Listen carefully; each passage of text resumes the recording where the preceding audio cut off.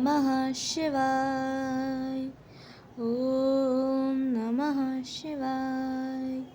ओम नमः शिवाय। शिव महापुराण सातवें वायव्य संहिता 7वां अध्याय काल महत्व। मुनि बोले, तब क्या काल ही से सब उत्पन्न होते हैं और काल का नाश कभी नहीं होता। हे भगवान, कहिए वह काल कौन सी वस्तु है, वह किसके वश में है और कौन किसके वश में नहीं है।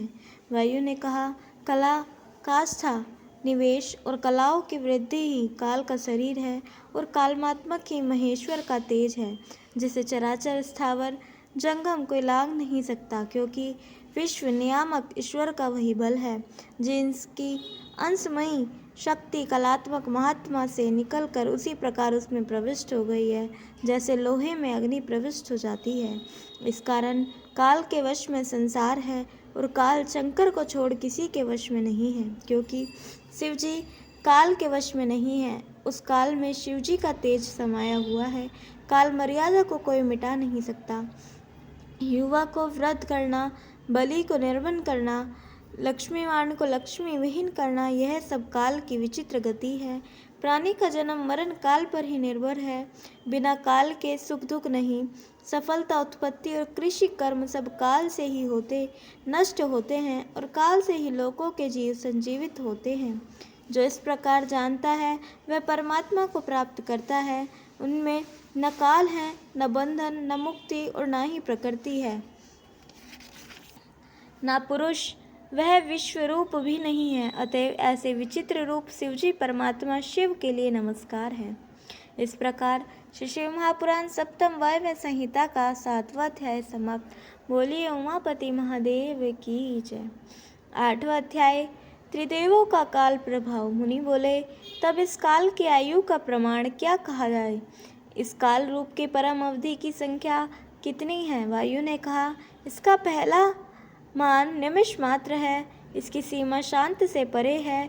पलक लगना निमेष है। 15 निमेष की काष्ठा, 3 काष्ठा की एक कला, 30 कला का एक मुहूर्त और 30 मुहूर्त का एक दिन रात प्रत्यक्ष है। इसी 30 दिन रात का 2 पक्ष और 2 पक्षों का एक मास होता है।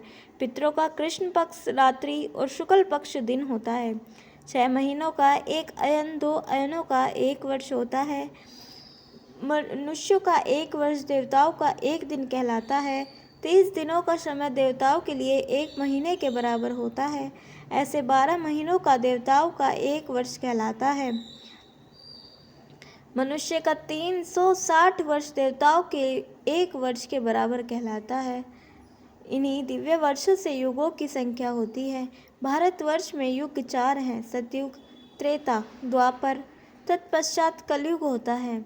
इनमें देवताओं के 4000 वर्ष के सतयुग, 3000 का त्रेता, 2000 का द्वापर और कलयुग 3000 वर्ष का होता है। चारों युग 12000 वर्षों के होते हैं। जैसी जब 1000 चतुर्युगी व्यतीत होता है तब उसका एक कल्प होता है और 71 चतुर्युगी का एक मनवंतर होता है तथा 1000 कल्प में 14 मनु होते हैं।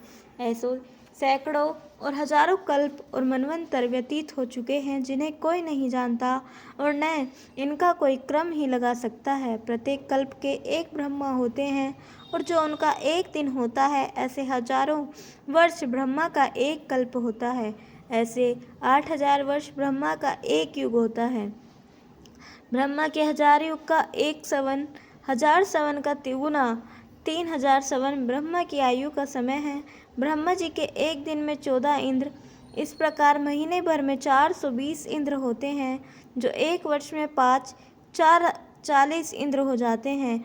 ब्रह्मा की पूरी आयु में 5,40,000 इंद्र होते हैं। ऐसे ब्रह्मा विष्णु जी के एक दिन के होते हैं, परंतु साक्षात शिव में काल की प्रवृत्ति नहीं होती। वह जितना काल कहा इतने ही का परमात्मा एक दिन और इतनी ही रात्रि होती हैं। दिन में सृष्टि और रात्रि में प्रलय होता है, परंतु उनके लिए दिन रात कुछ नहीं, उनका उल्लंघन कोई नहीं कर सकता। सारा संसार उनके अधीन है। ऐसे महान शंकर जी को नमस्कार है। इस प्रकार महर्षि शिव महापुराण सप्तम वायव्य संहिता का 8वां अध्याय समाप्त। कल हम सुनेंगे 9वां अध्याय प्रलयकर्ता का वर्णन और 10वां अध्याय ब्रह्मांड की स्थिति। तब तक के लिए जुड़े रहें। हर हर महादेव।